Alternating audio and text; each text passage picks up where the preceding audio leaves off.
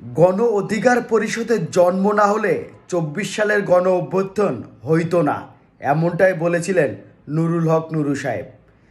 তিনি আরও গলা উঁচু করে বলেছিলেন যে এই সরকার ২ বছর ক্ষমতায় থাকবে, তারপর নির্বাচন হবে।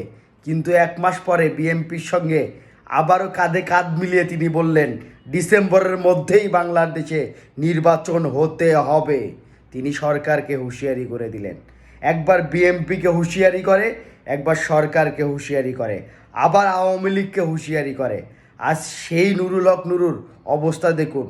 ১০ মিনা গলাচিপায় পটুয়াখালী ৩ আসনে হাসান মাহমুদের কাছে তিনি ধরাশায়ী হয়ে গেছেন। তিনি অবরুদ্ধ হয়ে গেছিলেন, তার নেতাকর্মীর উপর হামলা চালানো হয়েছে। আসলে আমরা কখনোই এটাকে কাম্য করি না, তবে বেশি অহংকার কখনোই ভালো নয়, এটাই তার প্রমাণ। সবাই ভিডিওটি শেয়ার করে নুরুল হক